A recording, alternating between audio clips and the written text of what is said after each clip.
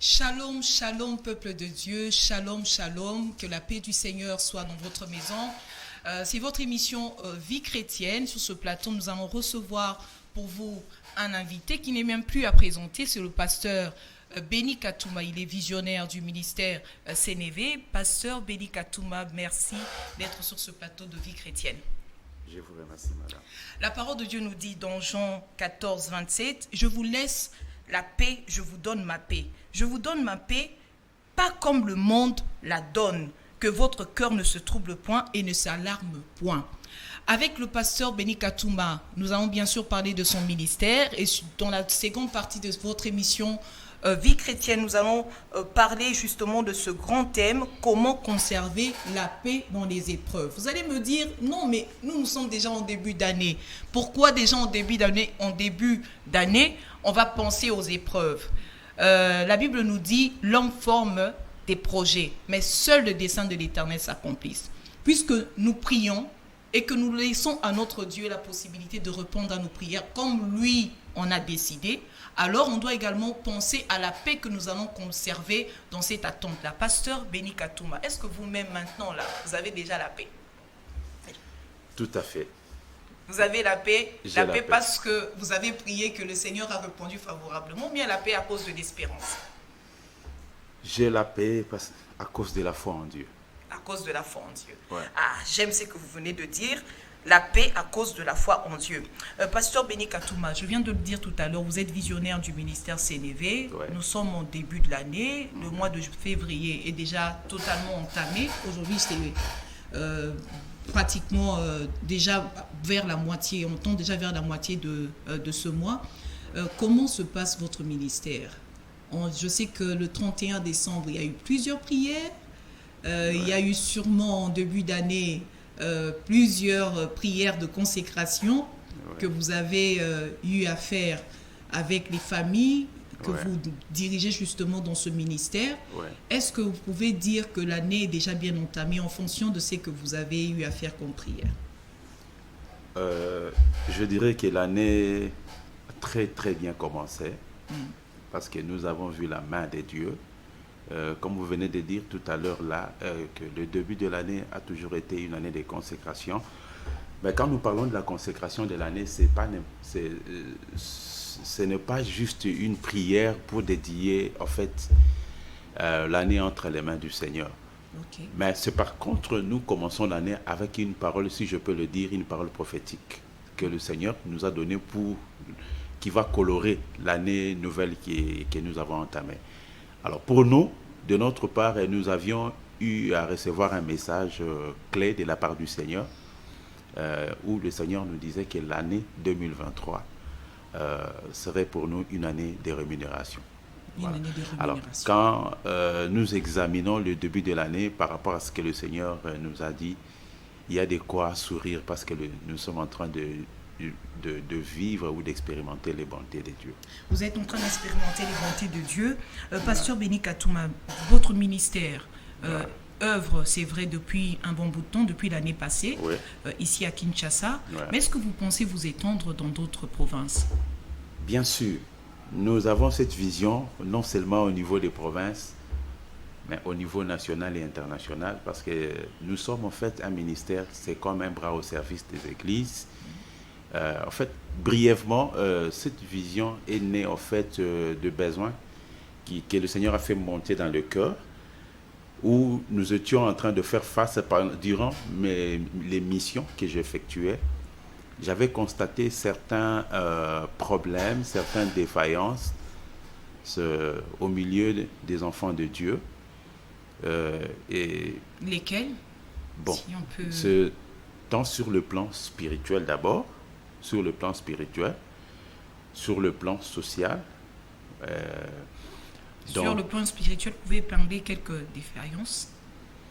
Bon, sur le plan spirituel, vous savez, j'ai toujours dit que quand Dieu nous établit pour diriger un peuple ou il nous établit sur un peuple, tout ça, donc nous avons toute la responsabilité de veiller sur la croissance de ce peuple-là.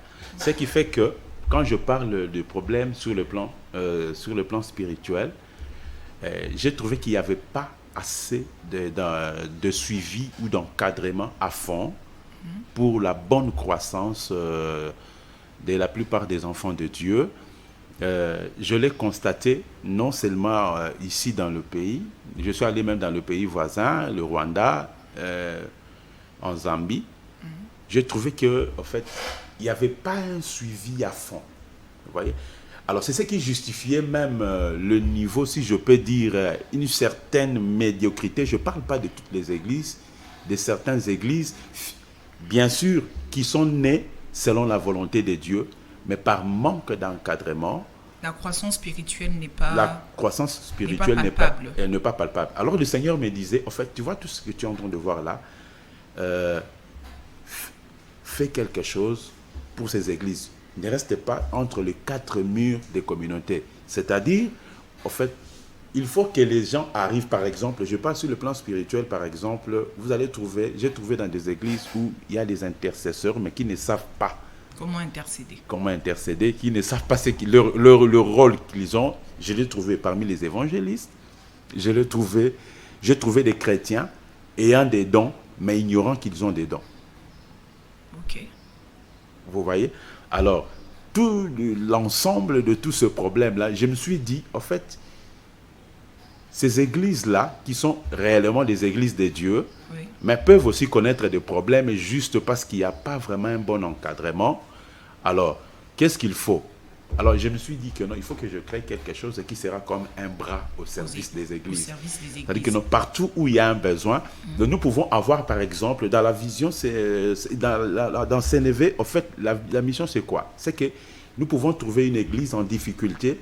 Et si le besoin est centré sur l'évangélisation, nous nous occupons des évangélistes là, ou de l'évangélisation pour les former, pour les encadrer, en vue de relever le niveau ou le défi dans leurs églises concernant l'évangélisation. Et il en est de même pour les autres départements, ainsi que les chrétiens en particulier, parce qu'il y a aussi un sérieux problème de disciple-là, en fait. Ok, et sur le plan social, parce que là, vous venez d'épingler les défaillances sur le plan spirituel. Sur le plan social, en fait, nous nous sommes inspirés de l'Église primitive.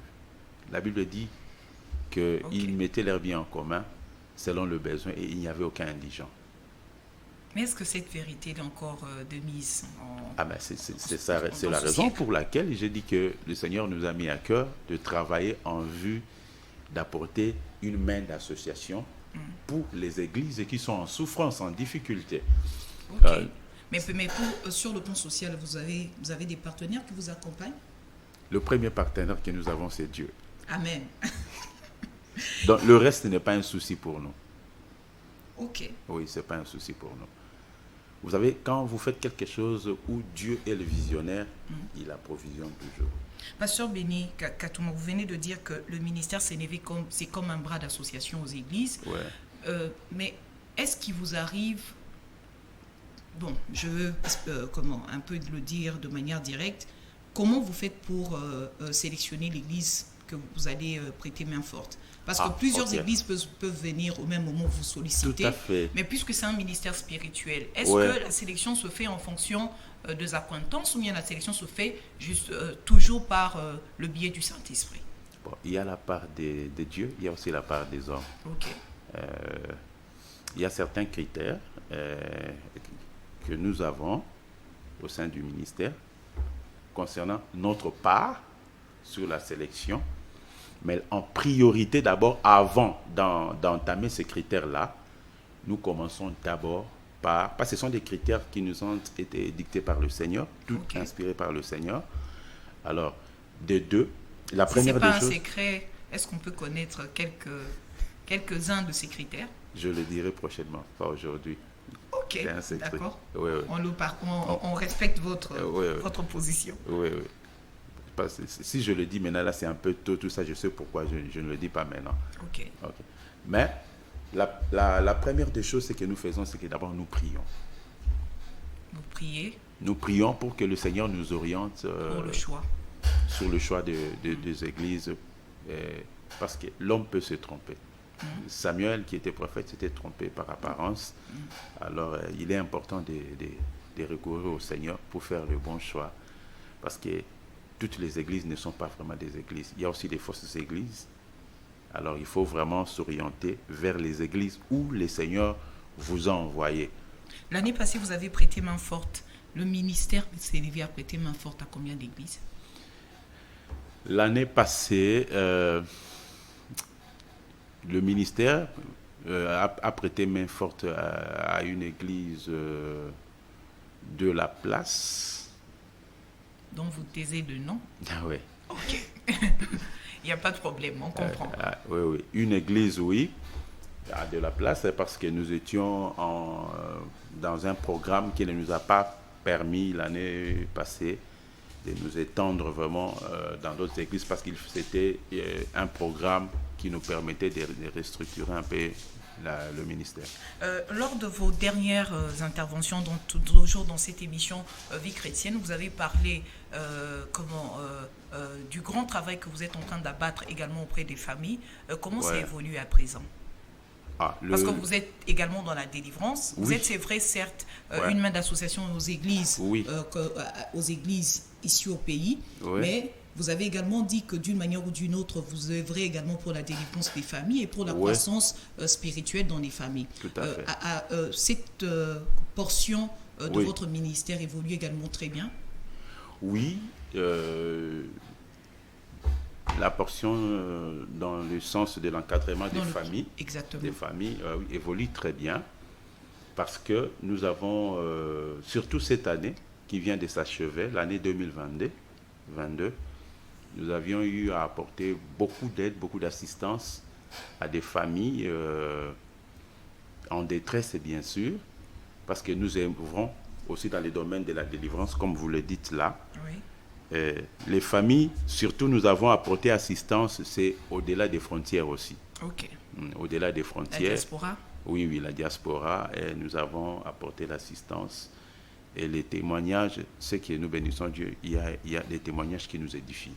Le ministère continue avec l'œuvre.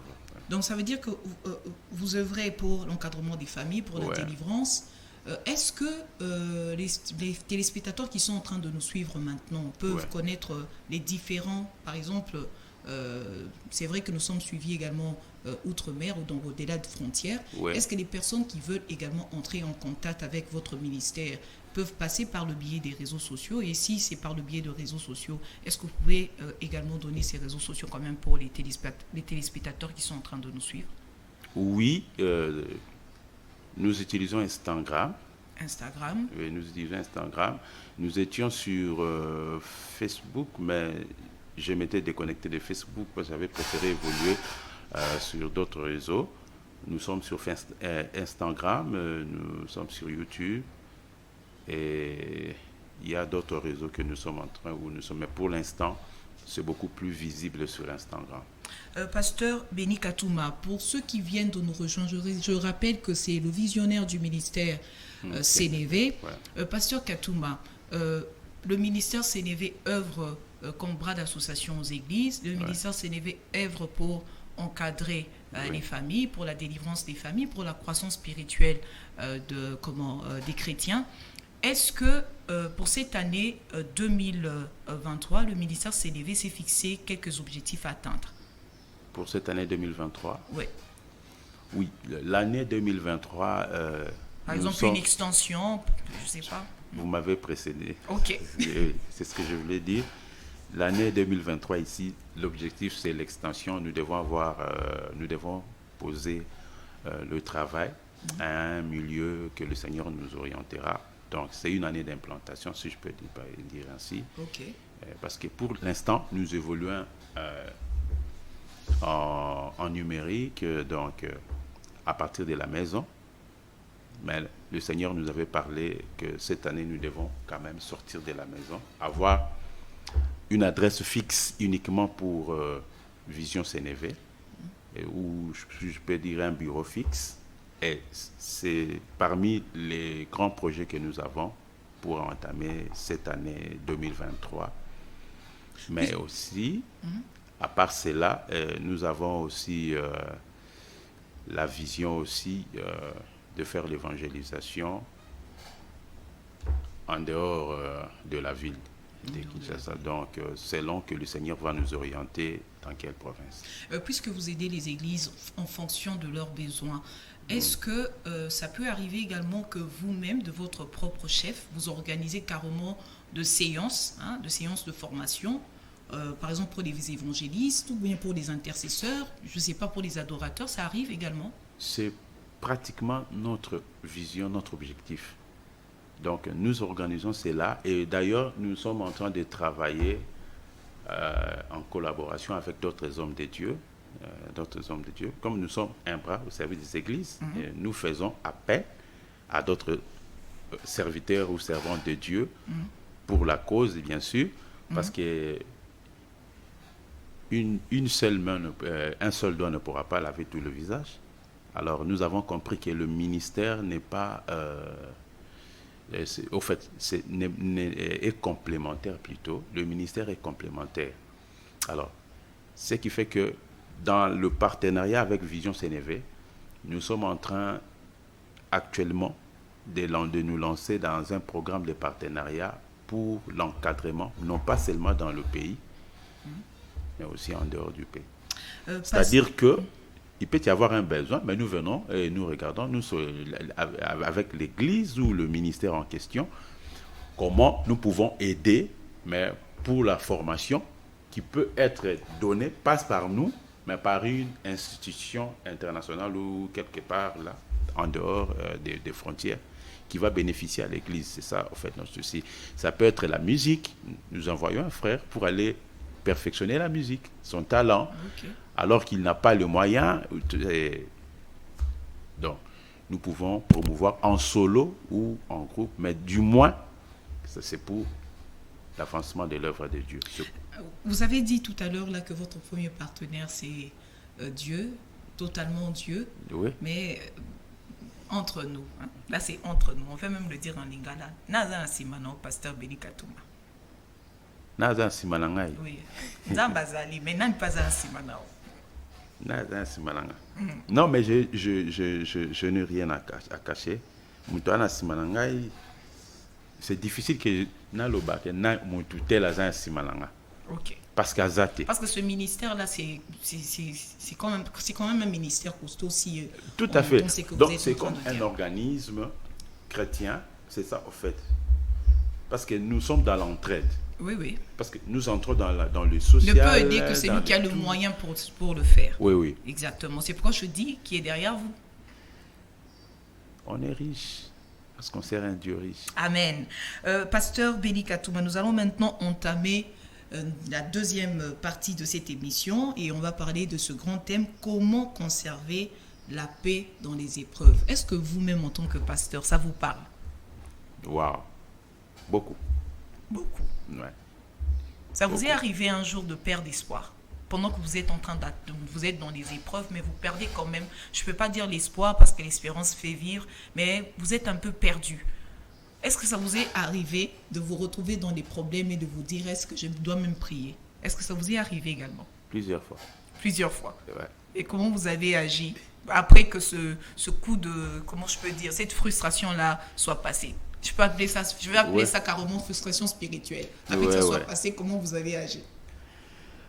Bon, franchement, je dis, j'ai été totalement désemparé parce que, humainement parlant, oui. Il y a des épreuves auxquelles, lorsque vous faites face à cela, ça ne vous épargne pas de la façon de réagir de tout le monde. Parce qu'on est humain. Alors, mais je réagis d'une manière un peu positive, tout en étant découragé. Mais ce que je me remémorais intérieurement, c'est les promesses de Dieu.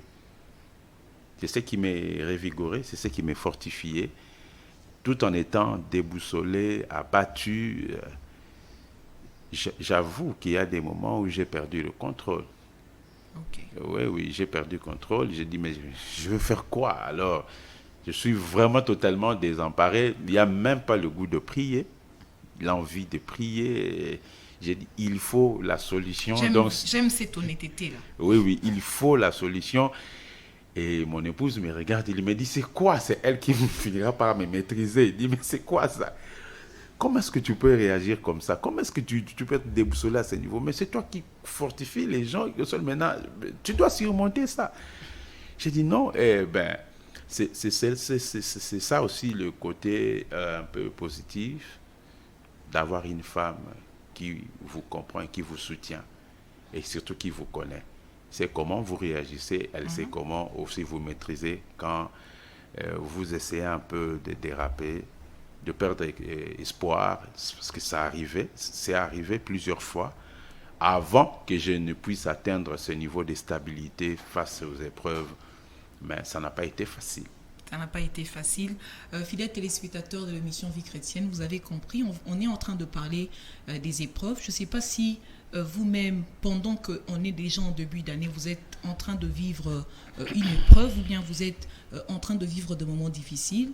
L'homme de Dieu a dit qu'à chaque fois qu'il ne se sentait pas très bien, deux fois c'est la parole de Dieu, souvent c'est la parole de Dieu qui le permettait d'être un peu régaillardi, si on va le dire de manière un peu simpliste comme ça.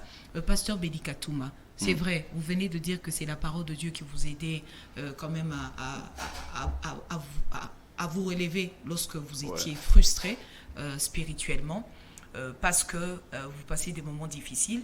Mais pour les personnes qui sont en train de nous suivre, si on veut être plus pratique, parce que c'est vraiment ça que je veux que dans cette émission, on soit un peu plus pratique pour que nous tous, enfants de Dieu, on puisse réellement bénéficier de votre expérience. Pour la personne qui est en train de vivre maintenant des moments difficiles, comment elle peut conserver la paix? Cette personne-là qui n'est pas nécessairement pasteur, qui ne lit peut-être pas souvent la parole de Dieu, par où elle peut commencer? Parce qu'il y a toujours des ABC. Tout à fait. J'aimerais d'abord dire une chose avant de vous répondre. Vous savez, quand on est en train de parler des épreuves, les épreuves, ça ne choisit personne. Ça ne choisit pas que vous soyez chrétien ou païen. Donc, c'est tout le monde qui fait face aux épreuves. Mais ce que nous devons savoir, c'est que si je parlais de la parole de Dieu, en fait, c'est pour dire que la solution ne se trouve nulle part ailleurs qu'en Dieu. C'est ça la première des choses qui doit passer dans notre esprit, qui doit traverser notre esprit lorsque nous sommes acculés par des problèmes, des situations incontrôlées. La première des choses qui doit traverser notre esprit, c'est Dieu. C'est la raison pour laquelle la Bible dit que celui qui souffre prie. Ça veut dire qu'il se tourne vers Dieu. Mais souvent, nous prenons Dieu après. Mais la première, c'est comme je viens de témoigner là, c'est ce qui m'arrivait souvent face à une situation. Je m'emballe, je commence d'abord à chercher des solutions selon moi, comment maîtriser. Mais quand je me sens maintenant incapable, faible de quoi que ce soit, c'est alors que je retourne vers Dieu. Or, la Bible ne nous dit pas ça. La Bible nous recommande, la première des choses, c'est se tourner vers Dieu. Mais il y a des enfants de Dieu qui se disent, parce que Jean 14, au verset 27, nous dit ceci. Je vous laisse la paix, je vous donne ma paix, je ne vous donne pas ma paix comme le monde le donne, que votre cœur ne se trouble point et ne s'alarme point. Donc, il y a certains enfants de Dieu qui se disent, quand le Seigneur permet à ce qu'il y ait une épreuve qui survient dans notre vie, le Seigneur doit également disposer déjà notre cœur à la paix.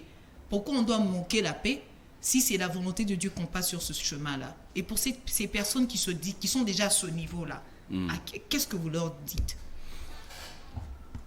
Je vous donne un exemple. Ok. J'ai un téléphone entre mes mains. Si je vous l'offre, c'est un don, n'est-ce pas? Oui. Eh bien, vous avez le droit de le prendre ou de le refuser. Donc la paix de Dieu est toujours disponible. Elle est disponible. Ok. Cette paix-là est disponible, mais il faut s'en saisir. Oui, la paix, c'est pour dire que la paix de Dieu, elle est toujours disponible pour tout le monde. Ok. Le problème, c'est que quand nous sommes en train de parler de la paix, il faut savoir que le Seigneur a dit ceci, je ne suis pas venu apporter la paix dans le monde. Vous comprenez un peu? Oui. Pourquoi il a dit ça? Il s'agit de quelle paix? Il dit, je ne suis pas venu apporter la paix, mais lui-même, il est en train de prôner la paix. Il est en train de nous demander de rechercher la paix. Le genre de paix mondain, c'est pas ce que le Seigneur est venu... La paix dont il est question, c'est la paix universelle. Ouais. Comme ce que nous voyons, certaines organisations mondiales, qu'on sont en train de prôner, de rechercher, nous sommes en train de militer. Ça, c'est la paix mondaine. Alors, la paix que le Seigneur est en train de prôner, c'est la paix intérieure, la paix du cœur. La véritable paix d'ailleurs. Quand nous parlons de la paix, vous venez de toucher un passage là où il a dit « Je ne vous la donne pas comme le monde la donne ». Il y a une certaine façon de recevoir de recevoir la paix ou de rechercher la paix dans le monde qui se diffère de la façon de recevoir cette paix du Seigneur. Vous allez voir, le plus grand problème de tout ce qui se passe dans le monde, c'est ce qui fait que la paix que le monde donne est une paix temporaire. Oui. Vous comprenez? Donc c'est une paix mondaine qui dépend des circonstances, qui dépend des accords, qui dépend de plusieurs choses. Donc c'est une paix temporaire. Même si on vous l'a donnée, à un certain moment, vous allez retomber dans la même situation, dans l'angoisse, dans la détresse, dans le stress et qu'on sort tout ça. Ça ne garantit pas. Pourquoi? Parce que tout ce que le monde connaît... Mais on voit ça même avec la guerre en Ukraine, non? Tout à fait. Donc, malgré les accords, malgré tout ce qu'on peut dire, mais... Non, le problème, c'est que l'homme ne comprend pas que nous allons chercher la paix, mais là où nous ne devons pas la chercher. La paix, le problème ou les angoisses, le trouble, tout ça que connaît le monde, l'ébullition qui est actuelle, a comme source le cœur de l'homme. Pourquoi le cœur de l'homme? Si vous lisez le livre de Psaume 55, le verset 21, la Bible dit « La guerre est dans le cœur de l'homme ». C'est le cœur qui est source de tout conflit. La convoitise... La convoitise de la chair, l'orgueil de la vie, tous ces passions. C'est l'ensemble de toutes ces attitudes, ce comportement-là, qui sont dans le cœur de l'homme, qui génèrent tout le mal que nous voyons. Alors, lorsque nous allons dans le monde et rechercher la paix, en fait, c'est comme si quelqu'un qui est en train de chercher à se fier plus aux fruits, et tout en oubliant que ces fruits ont une racine, ont une source. Et la source, c'est quoi? C'est le cœur. Donc là, vous traitez les effets, mais il y a la cause qui reste. C'est pourquoi il n'y aura jamais la paix qui peut nous garantir, que le monde peut nous garantir, par rapport aux situations, aux épreuves que nous avons. La paix mondiale est une utopie, en réalité. Ça, c'est vraiment une utopie et ça n'apportera jamais. D'ailleurs, la Bible dit que quand tout le monde dira paix et sûreté, c'est là que une ruine soudaine les surprendra. Exactement. Donc c'est pour dire que quels que soient les efforts de l'homme, quels que soient les efforts, je ne suis pas contre toutes ces organisations, parce que nous devons militer pour la paix, mais nous devons savoir que nous ne pouvons pas rechercher la paix tout en tournant les dos au Seigneur Jésus-Christ. Oui, exactement. Pasteur Béni Katouma, vous venez de dire que nous ne pouvons pas rechercher la paix en dehors de notre Seigneur, mais vous avez également épinglé quelque chose que j'ai aimé. Vous avez dit que la paix de Dieu, c'est comme un don. Si on te donne un don, tu es en droit de refuser ou d'accepter ce don.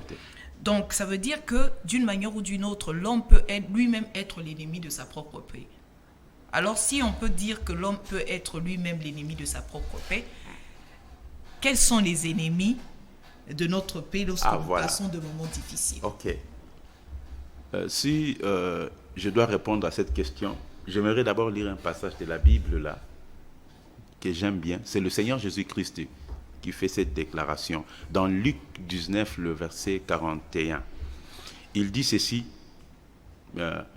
comme la Bible dit, comme il approchait de la ville. C'est quand il était en train de se diriger vers Jérusalem, et la Bible dit, voyant la ville, et Jésus pleura sur elle. Il pleura sur la ville.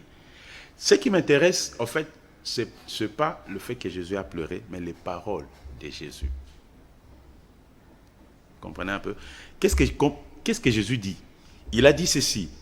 Il dit, si toi aussi, au moins en ce jour qui t'est donné, tu savais, tu connaissais, vous comprenez un peu, tu connaissais quoi? Les choses qui appartiennent à ta paix. ta paix.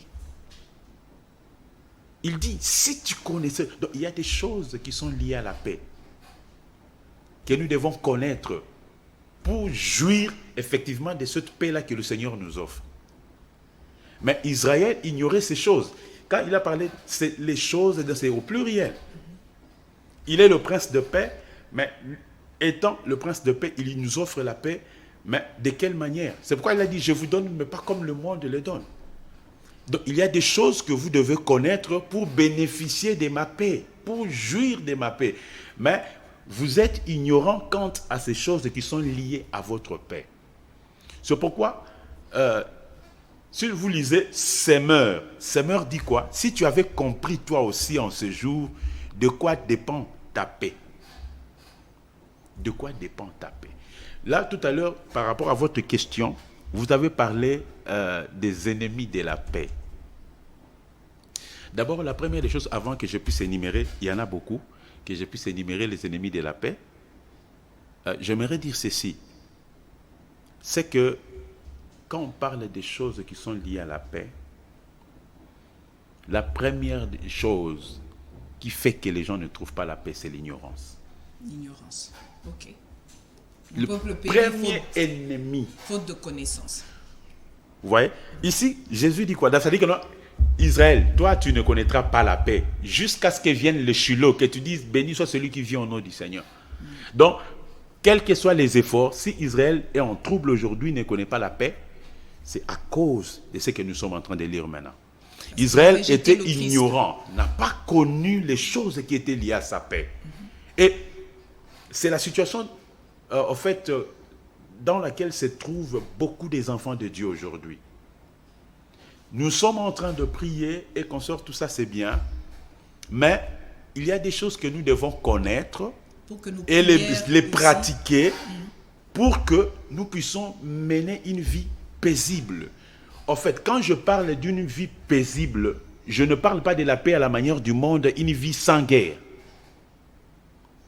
Une vie paisible dans le Seigneur n'est pas synonyme d'une vie sans d'une vie avec sans argent en poche. N'est pas une vie bourrée d'argent en poche, bourrée de comptes en banque. Une vie paisible dans le Seigneur, ce n'est pas ça. Et c'est là même c'est ce qui fait, c'est là que ça fait mal, c'est ce qui blesse. Madame Sandra, le problème c'est quoi? Quand je parle de l'ignorance, il y a un problème aussi des doctrines erronées. On a fait comprendre aux gens que la vie chrétienne est une vie paisible, sans souffrance, sans persécution, et que ce n'est pas du tout normal pour un enfant. Vous allez voir que quand on dit, on parle des signes d'approbation divine dans la vie d'un enfant de Dieu ou d'un serviteur de Dieu. J'ai suivi des séminaires et consorts, tout ça. On n'a jamais mentionné les épreuves. Ça arrive parmi les signes. Ça arrive qu'on mentionne dans d'autres églises, bien sûr. Non, je n'ai pas dit toutes les églises. J'ai dit la plupart des églises. Oui. Les signes de l'approbation divine dans la vie d'un enfant de Dieu. Vous voyez? La plupart des églises, pas toutes les églises, parce que j'en connais des églises qui en mentionnent, mais on ne dit pas que la misère, qu'un enfant de Dieu, c'est tout à fait normal, qu'un serviteur de Dieu marche à pied, le désert. C'est tout à fait normal, qu'un serviteur de Dieu soit chassé de la maison, c'est tout à fait normal. Ça peut arriver. Ça peut arriver. Vous voyez? Alors, on peut toutefois le dire, mais aussi être prêt à accepter. C'est ça le problème. Comme j'ai dit, la première, allons vite dans les histoires. Dans ce que vous avez dit l'ignorance. C'est l'ignorance. Deuxièmement. Donc, nous devons avoir la connaissance des choses qui conditionnent à notre paix. Qui conditionnent notre paix ou qui sont attachées à notre paix. Ok. La deuxième des choses, après l'ignorance, c'est Le manque de confiance, on avait touché à ça. La Bible dit, vous m'avez précédé dans le verset qui dit, ceux qui se confient en l'Éternel. Et la Bible dit, ceux qui... On parle de... Les sentiments, voilà. Celui qui est ferme dans ses sentiments, Dieu lui assure la paix parce qu'il se confie en lui. Alors, ça, c'est un problème très sérieux qui fait que beaucoup de chrétiens aujourd'hui souffrent, manquent la paix. Parce qu'en réalité, après avoir prié, ces chrétiens n'ont pas vraiment confiance. Il y a un défi entre faire confiance à Dieu et se laisser emballer par ses sentiments. Vous voyez?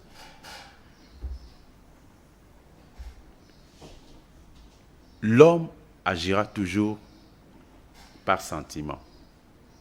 Mais les sentiments peuvent être nobles ou non. Regardez avec Adam. Ok? Adam, Dieu lui a parlé, n'est-ce pas? Il connaissait la pensée de Dieu, il connaissait la voix de Dieu. Mais quand la femme est venue solliciter, parler à son époux, il s'est laissé séduire. Il s'est laissé séduire. C'est pratiquement le terme qu'il faut. Il s'est laissé séduire. Donc, il s'est laissé être emballé par les mauvais sentiments. Parce que tous les sentiments ne sont pas mauvais. Donc, il s'est laissé emballer, si on peut parler de mauvais sentiments. Ok? Il s'est laissé emballer par les mauvais sentiments pour ne plus écouter Dieu. Donc, la confiance envers Dieu a connu une fissure. Mais qu'est-ce qui s'en est suivi? Ils ont été privés de paix. Ils ont vécu sans paix. Parce que le milieu où Dieu les avait établis, qui était un havre de paix pour eux, ne l'était plus. Pourquoi? Parce que l'attitude qu'ils ont affichée, qu'ils ont manifestée devant Dieu, ne les permettait plus de vivre dans un milieu paisible. Et c'était la misère, la souffrance. Pourquoi? Parce qu'ils ont manqué la confiance envers Dieu. Et beaucoup de chrétiens aujourd'hui, surtout tout que na lingala na domaine à libala. Manque de paix. Oui, manque de paix aujourd'hui. Ils vivent le calvaire dans le mariage. Maman sana na mona mutaye sangano Pasteur Sambela pona libala na ngai nzamba sunga. Na bia Sambela pona libala na yo aussi obali abina na bali te menazui déjà mobali. Oh, aujourd'hui déjà mobali. Est-ce que yoza sûr qu'il y a yo otuni nzambe, tu as eu le temps de prier, la personne me dit to si to lingani makamba o prier wana yo yasima.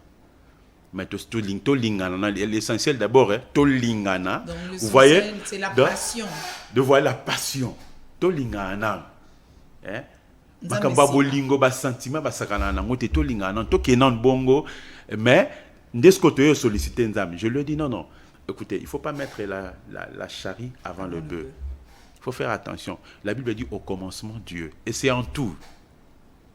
Il ne s'agit pas de la Bible seulement Genèse. Genèse en tout. Même dans ta vie, dans tout ce que tu fais, tu dois mettre Dieu au premier plan. Tu dois commencer avec Dieu. Et c'est ça le problème. C'est ça qui détermine même ta confiance envers Dieu. Que tu lui fais confiance. Que tu le places au devant de tout. Ok. Donc, premièrement, c'est qu'il manque de confiance, l'ignorance, manque de confiance. Puis après, nous avons encore quel ennemi de la paix? L'ignorance. Dans les épreuves. Oui, l'ignorance, manque de confiance. J'en ai énuméré plusieurs ici. L'ignorance, manque de confiance. Et puis, le fait de ne pas être prêt d'accepter la souffrance. Ok, renoncement de soi. Oui, parce que on peut, comme vous venez de dire là, on prêche dans les églises, n'est-ce pas? Tout le monde entend qu'un enfant de Dieu peut avoir part, aux épreuves, à la souffrance et conscience. Ça, c'est la part des enfants de Dieu. Mais le problème, c'est quoi? Regardez ce qui s'est passé avec Jean-Baptiste. Jean-Baptiste connaissait très bien le Seigneur Jésus. Il a même prophétisé sur Jésus. Exactement. Et Jean-Baptiste, c'est le plus grand de tous les prophètes, même plus que Moïse. Jésus lui-même l'avait déclaré. L'a déclaré. Mais regardez maintenant, au moment de l'emprisonnement. Il envoie ses disciples pour demander si c'est réellement lui ou devons-nous attendre un autre. Et Jésus a dit, les aveugles voient, la parole de Dieu est prêchée, les miracles se font. Donc, pour Jean-Baptiste, le Seigneur Jésus-Christ ne pouvait pas le laisser dans cette condition tout en étant le libérateur du peuple juif. La pensée des Juifs, c'était quoi? C'est ce qu'on est en train de parler de la paix universelle. Et c'est pourquoi Jésus-Christ a dit... Si Dieu est là, donc tout doit aller Donc de tout soi. doit aller normal, même si on nous emprisonnait, il fallait que Jésus vienne les libérer de l'emprise des Romains, l'emprise romaine. Mais pasteur, pardon. Et là, il faut quand même comprendre les enfants de Dieu. La Bible nous dit quoi? Ah. Dieu est lumière et il n'y a point en lui de ténèbres. Oui, tout à Est-ce fait. que c'est bizarre qu'un enfant de Dieu se dise, moi j'ai Dieu, Dieu est lumière, je ne peux pas avoir le ténèbre dans ma vie? Est-ce que c'est pas quand même normal, c'est pas quand même cohérent que les enfants de Dieu réfléchissent comme ça? Je ne peux pas avoir les ténèbres dans ma vie. Oui. Ce n'est pas... Dieu est lumière, il n'y a pas en lui de ténèbres. Puisque j'ai confiance en Dieu, puisque je garde la parole de Dieu, puisque je ne suis pas dans l'ignorance, est-ce que ce n'est pas Attention. aussi normal qu'un enfant de Dieu se dise non, mais si Dieu est avec moi, pourquoi je dois vivre telle situation? C'est quand même normal, non? Ce ras-le-bol-là est quand même normal. Ce ras-le-bol-là est normal. C'est tout à fait normal. D'ailleurs, on se le dit. Si Dieu est là, donc moi, cette situation, je ne peux pas la vivre. Pourquoi est-ce que... C'est là que vous avez touché déjà, vous avez déjà précédé aux réponses que j'avais préparées par rapport à la question que vous m'avez posée. Okay. Bon, je vous réponds directement. Si Dieu est là, mais pourquoi toutes ces choses m'arrivent? Nous avons dit ceci. Le problème, les épreuves sont là. Mais vous savez, l'une des choses aussi qui fait que les chrétiens manquent la paix, c'est quoi? C'est le manque de discernement pendant les épreuves. Et ça, nous avons besoin du Saint-Esprit pour nous aider. Surtout. Vous voyez, quand quelqu'un dit « si Dieu est là, pourquoi ?» Donc ça veut dire que la personne n'a pas l'esprit de discerner. Parce que les épreuves, il faut faire attention. Il n'y a pas que Dieu qui nous inflige tout ça, et qui nous soumet aux épreuves, dans toutes ces choses-là, tout ça. Il y a aussi le diable qui intervient dans nos situations. Vous comprenez un peu?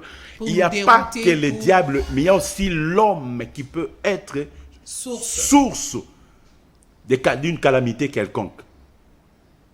Vous voyez? C'est là que quand nous n'avons pas le discernement ou la révélation de Dieu par le Saint-Esprit, nous risquons de vouloir apaiser ce qu'il ne faut pas apaiser. Nous risquons de promettre même à la personne, en fait, la lune. Pourquoi? Quand Jésus-Christ était en face de différentes personnes, il y a ceux-là à qui Jésus-Christ, pour les délivrer, disait « Va, ne pêche plus ». Pourquoi? Parce qu'il avait le discernement. Il savait que cette personne souffre, manque la paix, parce qu'il a ouvert une porte par sa mauvaise conduite. Alors, quand il intervient pour que la paix règne dans la vie de cette personne, le Seigneur disait toujours à la personne, va, ne pêche plus. C'est comme il avait fait à la femme adultère. Où sont passés ceux qui t'accusaient? Tout à fait. Comme l'homme de piscine de Bethesda, il lui a dit, en fait, ne pêche plus. À la fin, Jésus lui dit, va, ne pêche plus. Pour que ta condition ne redevienne encore plus pire. Ne pêche plus. Sinon, que ta condition va redevenir encore pire.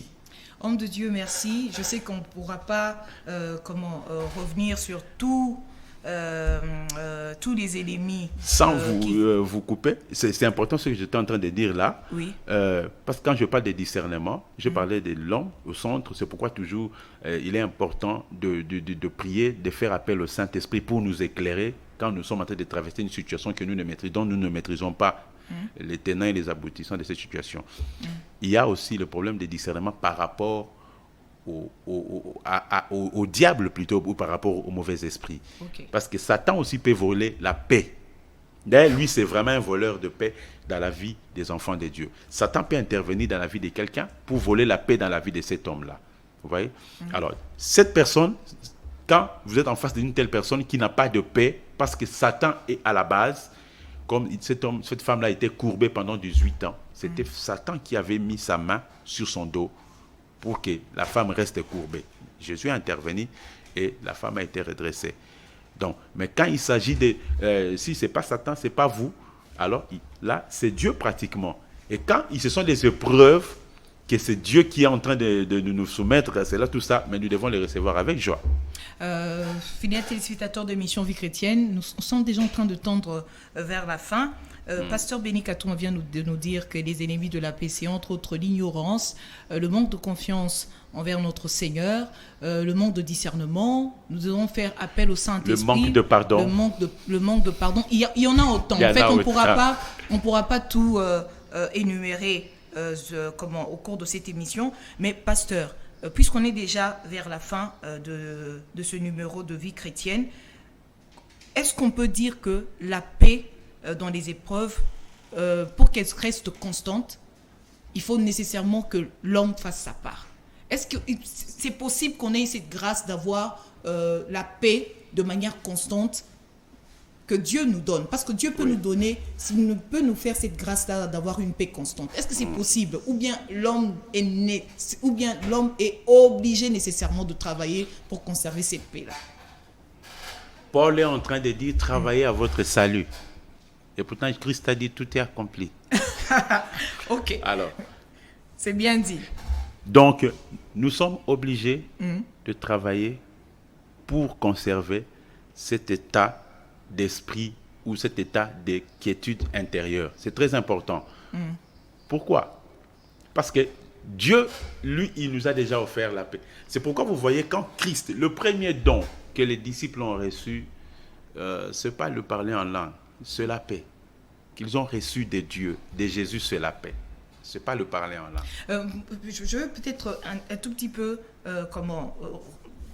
je ne sais pas, je vais ouvrir une petite brèche. Ouvrez, okay. Juste une petite brèche et vous allez également répondre si vous êtes inspiré par rapport à ça. Est-ce que c'est possible de manquer de paix parce qu'on manque la foi? Tout à fait. Parce que je me souviens d'une expérience personnelle où j'étais vraiment désemparée. Il y avait une situation et j'étais désemparée pour rien. J'ai senti dans mon esprit le Seigneur me dire, si tu crois, tu verras la gloire de Dieu.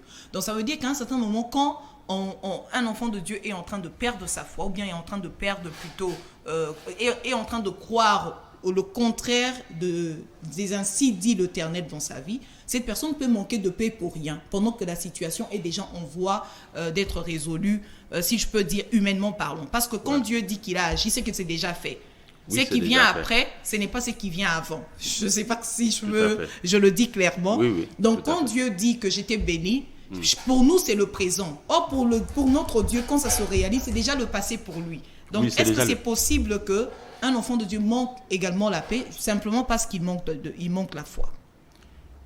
Mais exactement. Il est impossible que vous puissiez vivre en paix sans la foi. Okay. Il est pratiquement impossible. Pourquoi? Par définition déjà, la foi c'est quoi? La foi vient de ce qu'on entend. Vous ne pouvez pas vivre en paix et ne pas faire... Quelqu'un qui n'a pas de foi n'a pas confiance en Dieu. Quelqu'un qui n'a pas de foi, qui perd la foi, donc ne croit plus aux promesses de Dieu. Quelqu'un qui n'a pas de foi, donc n'est pas sûr de ce que Dieu lui a dit. C'est pourquoi on dit la foi, c'est une ferme assurance. Des choses qu'on espère. Donc quelqu'un qui n'a pas la foi, un homme sans foi, c'est un homme sans avenir. Un homme sans foi, c'est un homme sans avenir. Parce que or, l'espérance ne trompe jamais. Exactement. Un homme sans foi, vous n'allez nulle part. Si vous n'avez pas de foi, vous n'allez nulle part. Pasteur Béni Katouma, merci d'avoir répondu à toutes mes questions. Un dernier mot? Oui. Le dernier mot, c'est que je dirais que Jésus-Christ est la source de paix. Il a dit, venez à moi, vous tous qui êtes chargés, fatigués, je vous donnerai le repos. Le repos dont le Seigneur est en train de faire mention, c'est la paix intérieure. C'est le repos de votre âme. Alors, je suis en train de vous inviter, toi qui as des problèmes, toi qui as connu un passé douloureux, tu ne sais pas t'en débarrasser, viens avec ton fardeau auprès du Seigneur, à ses pieds. Il te donnera la paix. Toi qui ne dors pas parce que tu es tout le temps assiégé par les mauvais esprits, dans le rêve et consort, je te dis que Christ, il est la source de paix. Et quand il te donne la paix, sur la vraie paix. Quand Dieu nous donne la paix, ce n'est pas l'absence des ennemis, ce n'est pas l'absence du diable, ce n'est pas l'absence de la maladie, ce n'est pas l'absence, mais plutôt c'est la capacité de surmonter toutes ces épreuves. La présence de Dieu nous donne la capacité de tout surmonter. L'absence de Dieu nous rend incapables de faire face à toutes ces situations. C'est pourquoi vous ne saurez jamais vivre en paix sans Jésus. Parce qu'il n'y a qu'avec Jésus que Dieu peut rester poche vide tout en souriant. Il n'y a qu'avec Jésus que je peux être battu de verge comme les disciples et sourire après, dire je suis content d'avoir participé à la mission que le Seigneur Jésus m'a donnée. Il n'y a qu'avec Jésus que vous pouvez être dans un état d'esprit qui poussera le monde à reconnaître réellement que vous êtes les vrais disciples de Christ. Que Dieu vous bénisse. On se quitte sur cette belle exhortation de notre invité. Je rappelle que nous avons reçu pour vous Pasteur Béni Katouma, visionnaire du ministère CNV. Pasteur Béni Katouma, merci. C'est moi qui vous remercie. Fidèles téléspectateurs de l'émission Vie chrétienne, c'est la fin de ce numéro. On se retrouve la semaine prochaine. Ce sera avec le même plaisir sur votre chaîne Semelle 13, la chaîne par excellence.